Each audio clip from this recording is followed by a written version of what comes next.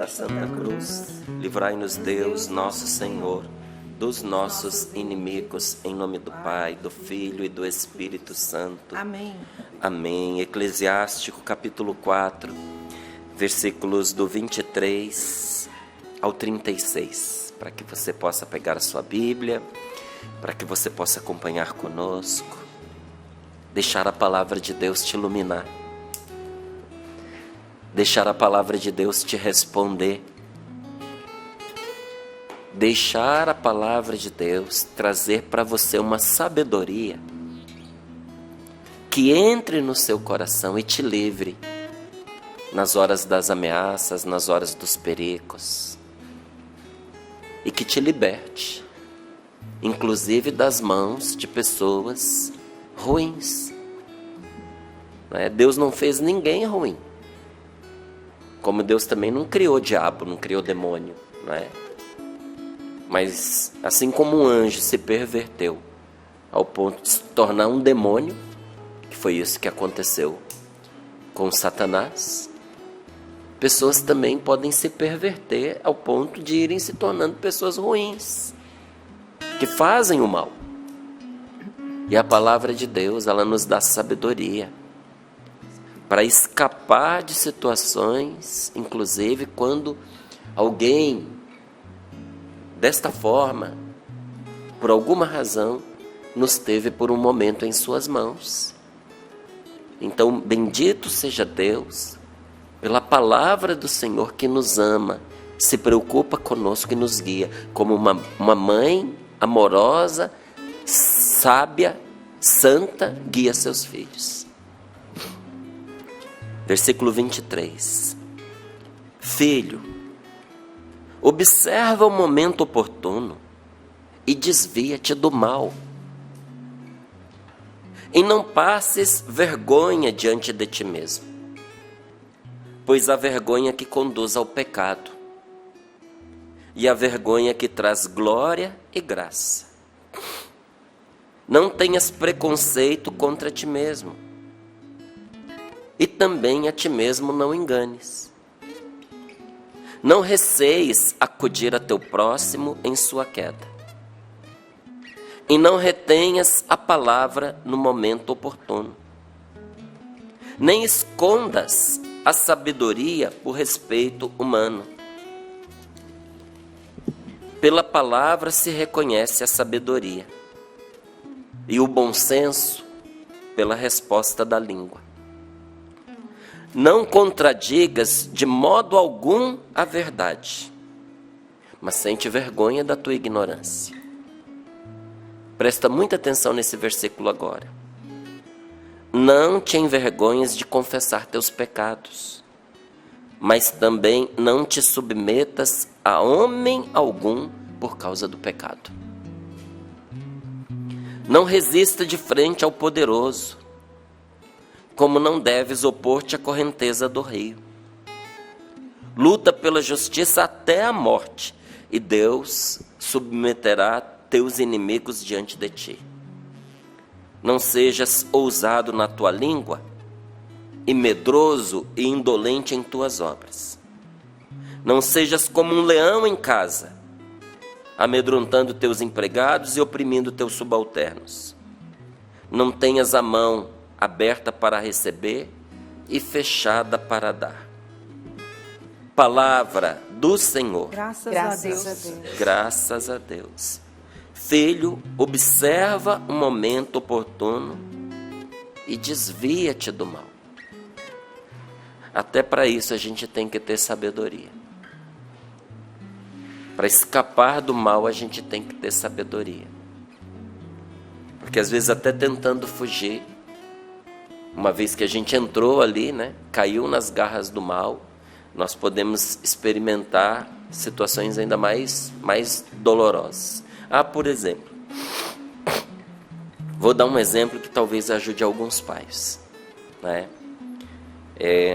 Nas lives que estão acontecendo, hoje é a última delas, eu e a Rosemarie estaremos nessa live de hoje, mas nas lives que vem acontecendo,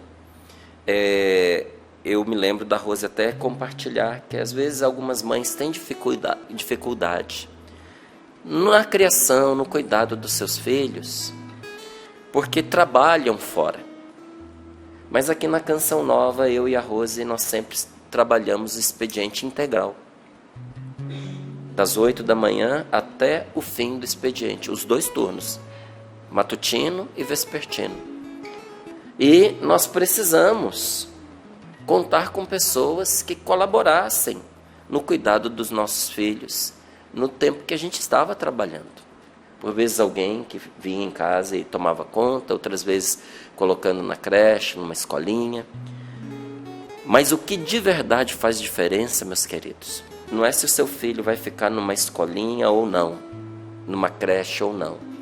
É onde você coloca, com quem você coloca e como você lida com seus filhos no momento que você está disponível para estar com eles. É importante oferecer tempo e tempo de qualidade com os nossos filhos. Os nossos filhos, eles enfrentaram todas as dificuldades que qualquer criança, jovem e adolescente enfrentam. E jovem enfrentam. Mas nós percebíamos de imediato. Nós percebíamos no dia seguinte, às vezes na mesma hora. Por quê?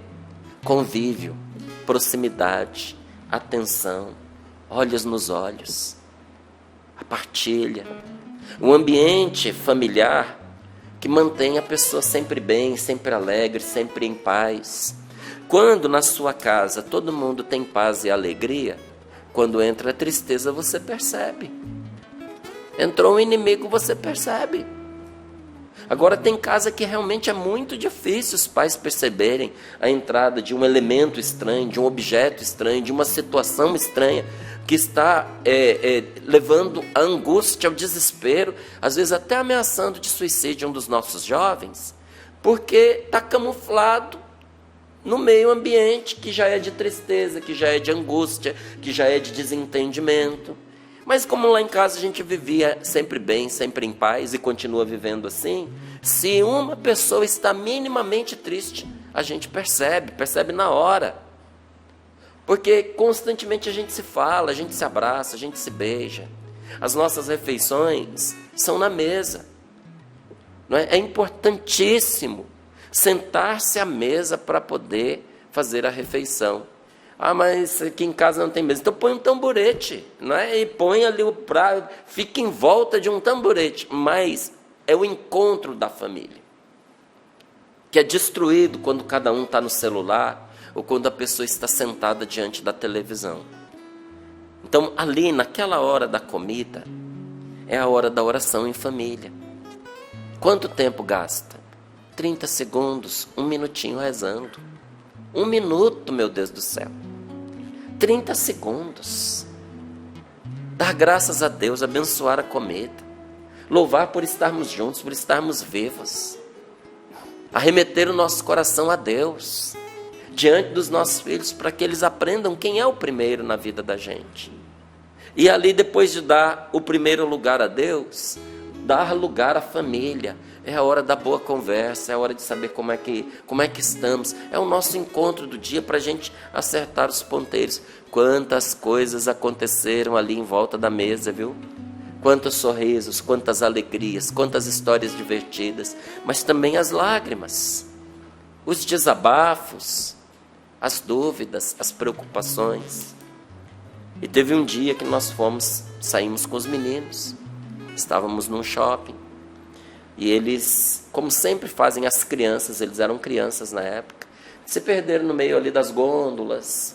Mas eu sempre de olho, sempre fiquei de olho, gente. Sempre, sempre, sempre. Nunca, enquanto eram crianças, agora não dá mais, né? Agora já são adultos. Nunca, enquanto criança, eu desgrudei os olhos desses meninos, porque eu sei os perigos que corriam, não é? E nisso eu vi que um adulto, um deles tinha 7 anos, o outro tinha 9 anos. E eu vi que um adulto se aproximou dos dois e começou uma conversa estranha. Sabe essa conversa? sedutora, envolvente, e puxando os meninos. Um homem com uns quase 50 anos, com um garoto de 9, de 7 anos. E eu fui vendo as brincadeirinhas crescendo e tal. E eu acompanhando, permitindo até onde eu achei que era possível. Quando chegou o momento da gente passar ali no caixa, eles também ficavam atentos a nós, eles já vieram. E chegaram bem perto. E o constrangimento daquele homem quando viu que os pais estavam ali. Porque, na verdade, ele não tinha identificado os pais. Porque eu fiz de conta que os filhos nem eram meus. E aí ele veio, tentou puxar uma conversa comigo, eu já cortei. E depois eu fui puxando os meninos, né? Falei para a Rose, fica com o Lucas, deixa o Rafa aqui comigo. Eu falei, então, Rafa, o que você achou daquele senhor? Ah, pai, uma pessoa muito legal. Eu falei, e o que mais? Naqueles minutinhos, a quantidade de informação que esse homem quis que ele soubesse para ter segurança foi imensa. Onde ele trabalhava, o que ele fazia, do que ele gostava. E eu fui perguntando, até que ele não tinha mais o que dizer. Eu falei, então, meu filho, teve uma coisa que você não percebeu. Esse homem gosta de criança. Mas como assim, pai, gosta? Gosta de criança como um homem gosta de uma mulher. Não, não é possível, pai. Eu falei, sim, senhor. Isso que ele estava fazendo com você é assédio. Ele estava te assediando. E eu estava observando desde o comecinho. Aí eu contei para ele como eu estava observando, como é que essa situação estava se desenrolando. Aí eu falei, olha, agora eu vou te contar o que viria depois. Depois disso, ele ia chamar você para um lanche, ia pedir a sua ajuda para levar as coisas até o carro, ia criar algum tipo de compromisso para ir, olha, puxando você para junto dele. É bem provável que fosse isso que fosse acontecer, meu filho. Aí agora eu vou te ensinar o que você deve fazer. Porque a partir de agora, que nem chegue a acontecer o que aconteceu. Isso foi bom para você poder observar como é que a coisa acontece na prática. Agora eu vou te explicar o que você faz. Você nunca sai do ambiente com uma pessoa, por mais confiável que seja, uma pessoa desconhecida. Na primeira oportunidade que você estiver seguro, você vai ao encontro de um adulto que você conheça, ou de uma pessoa, por exemplo, que esteja estabelecida, o dono de uma loja aqui, ou segurança do shopping, e você fique com essa pessoa até que elas chamem os seus pais. Porque se você vai para um lugar isolado com a pessoa, e ele avança sobre você, e você grita, ele pode machucar você.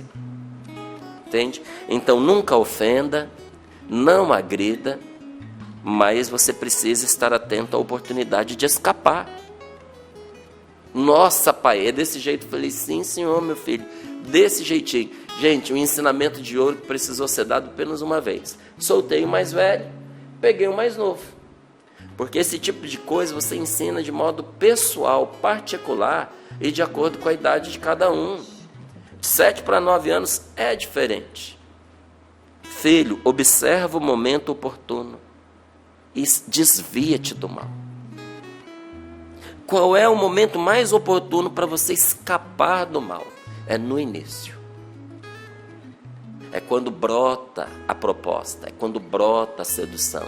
É quando alguém vem te oferecer uma oportunidade que vai envolver você numa coisa ilegal. E depois que você comete um erro, que você comete um crime, você é refém desta pessoa, você está nas mãos dela. É no início, quando vem a proposta para você se envolver intimamente, afetivamente, sexualmente com quem você não deve. Eu já disse isso aqui uma vez e repito. Se você tem que manter um relacionamento escondido dos seus pais, do seu cônjuge, dos seus filhos, esse relacionamento não deveria existir. Aí eu tenho uma amizade, eu escondo porque a minha mulher é muito ciumenta. Então esse relacionamento não deveria existir, irmão. Eu tenho uma amizade, mas eu acho que o meu marido não ia gostar. Seu marido não ia gostar? O fato dele não gostar é o suficiente para cortar isso. Corta. Olha, teve uma situação que eu vivi com a Rose que foi muito legal. Eu peço desculpas de ficar trazendo essas situações pessoais, mas eu acho que elas esclarecem mais. Uma vez eu fui fazer uma viagem, não é? E foi uma moça, ela solteira, mas não era muito mais nova do que eu, não. É mais ou menos a mesma idade. E eu sou muito, todo mundo que me conhece sabe que eu sou muito brincalhão, eu sou afetuoso quando eu tenho intimidade com a pessoa, viu, gente? Quando eu não tenho, eu sou mais reservado, sou mais sério. Mas quando eu tenho, eu sou muito brincalhão, eu converso com todo mundo, eu dou atenção, eu dou corda, não é? E era assim com essa moça. E aí nós íamos fazer uma viagem, eu e minha esposa, e ela ia também. E quando ela me encontrou, ela veio, ela brincou comigo e tudo mais. E eu respondi a brincadeira. Daqui a pouco ela veio e fez de novo. E eu brinquei de novo. E a terceira vez. E eu brinquei de novo. Na quarta vez, a Rose me chamou e disse assim: meu amor, olha, eu conheço mulher, viu? Eu sei que você tá de boa, que você só tá brincando e tudo mais. Mas ela, desde o primeiro momento que veio, ela não tá brincando. Ela tá dando em cima de você. Ah, na hora eu reagi.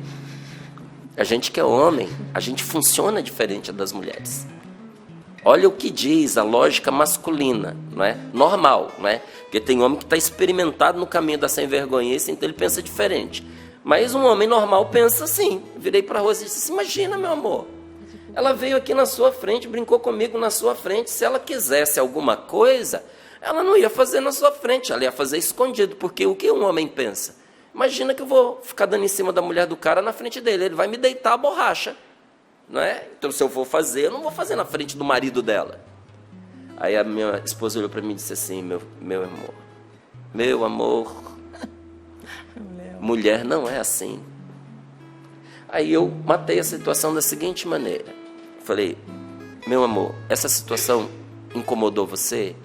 Ela falou: sim, não estou chateada com você nem nada não estamos bem. Mas essa situação, ela está evidente que não está certa. Eu falei: então, ela te incomodou nesse ponto, né? Ela: sim. Eu falei: se te incomodou, é o suficiente para mim. Vou cortar. E quando eu cortei, aí é que a coisa desandou mesmo, porque aí ficou claro as investidas. Eu precisei cortar para eu poder ver.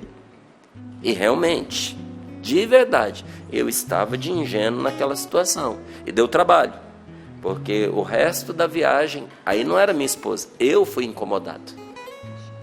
Porque agora eu não queria proximidade, porque eu vi que a coisa estava exagerada. Então, se está incomodando o seu marido, se está incomodando a sua esposa, corta. Corta essa amizade, corta esse relacionamento, porque tem outro que é prioritário para você. E tem relacionamento que oferece risco para a gente. Então, qual é o momento oportuno para você se desviar do mal? Quando ele ainda não te pegou, quando ele ainda não te prendeu. Agora, depois que a pessoa ela cai numa armadilha, por exemplo, do adultério, ela fica refém da pessoa com a qual ela errou. Ela fica refém da pessoa que descobriu, que está chantageando. Então, de jeito nenhum, não passe vergonhas diante de ti mesmo, diz aqui a palavra, porque quando você cede ao mal, e você não queria, isso vai ser motivo de vergonha para você. Não corra risco, não faça a experiência. Não ponha o dedo no fogo para você ver se queima. Não é? Tem gente que diz assim: ah, mas a vida é feita de experiência. Você gostaria de uma gotinha de sangue contaminado na sua corrente sanguínea? É só uma gotinha, em quase 5 litros de sangue. O que é uma gotinha? Às vezes você precisa de muito menos para pôr a perder a sua vida. Então tem coisas que a gente não deve nem experimentar, que um homem de Deus, que uma mulher de Deus devem passar longe. Aí diz aqui a palavra: a vergonha que conduz ao pecado. Porque teve gente que cedeu, porque teve vergonha de dizer não. A pessoa ficou constrangida, não é? E acabou indo com os outros. Não queime a sua cara, mas aprenda a dizer não, sabe? Se é errado, se é pecado, se é vergonhoso, vergonha do outro que está te propondo isso. Viva o constrangimento de dizer não. Márcio, não tem essa facilidade, eu não sei dizer não, eu também não tinha, eu também não sabia. Treina na frente do espelho.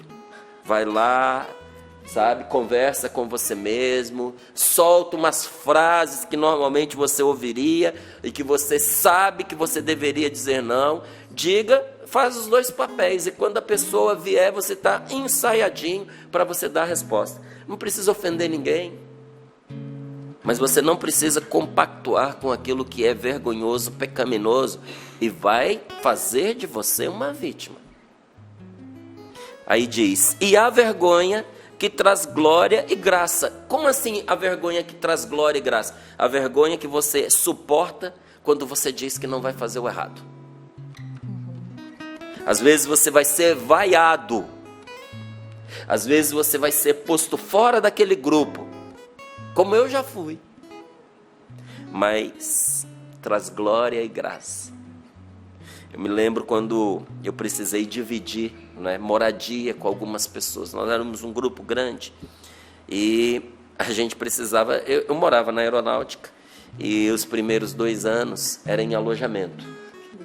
E depois o 3º ano era em apartamento. E o apartamento era para 6 pessoas, não é? E a gente deveria escolher com quem a gente iria morar.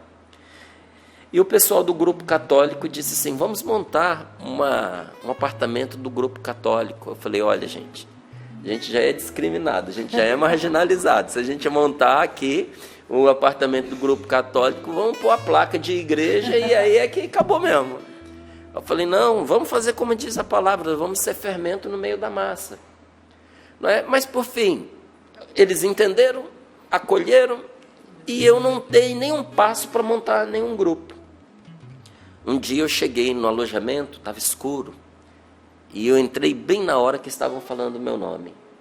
E aí a gente podia colocar ele, e aí alguns disseram assim, não, ele não. Imagina você ter o presidente do grupo católico no nosso apartamento. Não, não serve, não. Não. Aí eles começaram a dizer as coisas que eu não ia concordar, as coisas que eu não ia aceitar. E realmente, eles estavam mais radicais do que eu, não é? Porque a minha radicalidade é comigo, não é com os outros. Eu tenho que ser coerente com a escolha que eu fiz, eu não posso obrigar as outras pessoas a minha escolha, mas eles acharam lá, tinham os motivos dele. Só que não era só aquele grupo. Eu fui pingando de grupo em grupo até que eu e mais 3 indivíduos sobramos. Acabou que fomos beneficiados, porque os apartamentos tinham 6 pessoas, só o nosso tinha 4, os que sobraram. É uma vergonha, mas é uma vergonha que traz glória e graça. Sabe, na hora assim você fica impactado, que você não acredita no que você está ouvindo. Mas depois, gente, eu sentei e eu ri até chorar. Porque eu achei o máximo. Eu era novinho, eu dizia, graças a Deus, que eu não preciso ficar falando para eu ser identificado como quem eu sou. Então, para muitos, podia parecer uma humilhação, uma vergonha, mas para mim, aquilo era motivo de glória e de graça. Não tenhas preconceito contra ti mesmo, e também a ti mesmo não enganes. Não receies acudir a teu próximo em sua queda, e não retenhas a palavra no momento oportuno. Como assim, gente? A gente precisa dar conselho e ajudar. Sabe, de vez em quando eu me chamo a atenção, porque a gente também precisa ter cuidado com os conselhos que a gente dá, sabe? Conselho é bom, sobretudo em 2 situações. Quando o outro vai morrer se você não falar, então se ele vai morrer, é bom que você fale, né? E a outra situação é quando a pessoa pedir. Porque eu sempre fui muito interessado no bem das pessoas, em ajudar as pessoas a crescerem, do ponto de vista afetivo, emocional, profissional, na fé. Então, eu vivia me metendo com a melhor das intenções, né? Vamos ajudar. E eu fui percebendo que tem pessoas que não têm condições de ter alguém ali fazendo esse caminho com elas.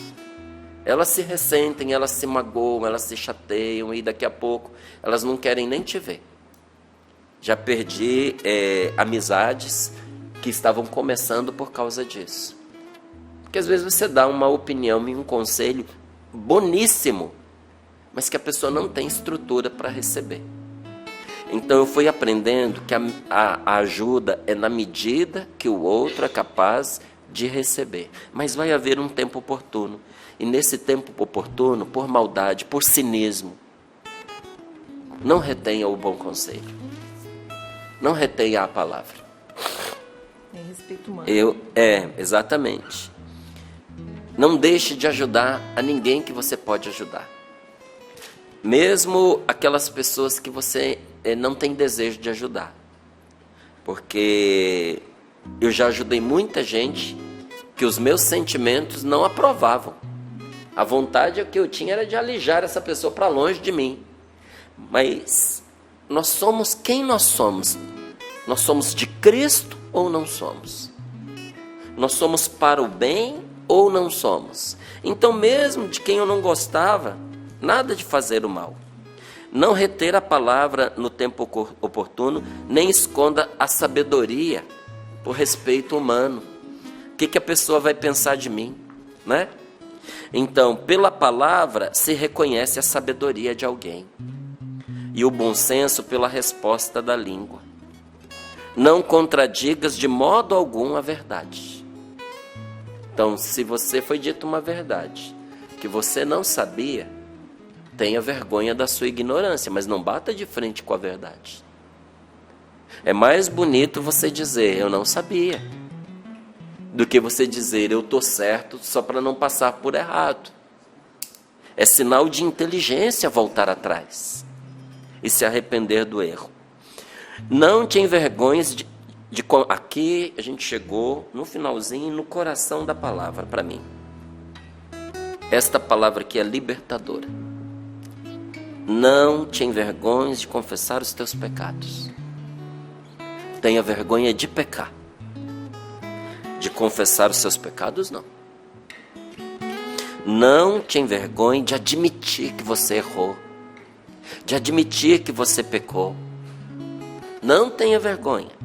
Mas também não te submetas a homem algum por causa do pecado. O que essa palavra está dizendo? Não ceda à chantagem de ninguém que, descobrindo o seu pecado, quer submeter você. Não te submetas. A gente já viu muitos escândalos por aí, em que a pessoa, foi submetida ali à chantagem, extorsão de dinheiro e tantas outras coisas. E depois, no final, o chantagista ainda faz o que o outro tentou evitar. Manipulou a pessoa por pura maldade. Nunca permita que isso aconteça com você. Mate o mal pela raiz. Como? Confessando você os seus pecados. Não te envergonhes de confessar os teus pecados, mas também não te submetas a homem algum por causa do pecado. Como é maravilhosa a palavra de Deus. Como nós nos privamos de tantas riquezas quando nós ignoramos a palavra de Deus. Esses dias aqui no Sorrindo para a Vida, fazendo uma dessas meditações, eu dizia, e continuo dizendo, quando a gente deixa de ouvir o Senhor, meus queridos, nós acabamos trazendo o inimigo para dentro de casa. Quando a gente deixa de ouvir o Senhor, a gente acaba se aliando a quem a gente não deve, a quem a gente deveria manter distância. A verdade, a saúde da nossa vida espiritual, a saúde dos nossos relacionamentos começa pela escuta, a escuta de Deus. Porque se você não ouve a Deus, você não vai ouvir ninguém. E onde é que você aprende a escutar a Deus? Joelhos dobrados, na sua intimidade com o Senhor em oração. Você não tem ideia de como você vai aprender coisas maravilhosas na intimidade de Deus. Maravilhosas.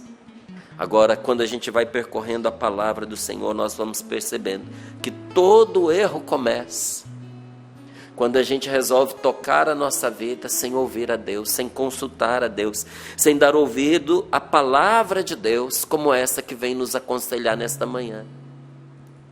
Então, meu irmão, minha irmã, em qualquer lugar que você esteja, em qualquer coisa que você faça, em qualquer coisa que você se envolva, toma cuidado para você não comprometer a sua liberdade interior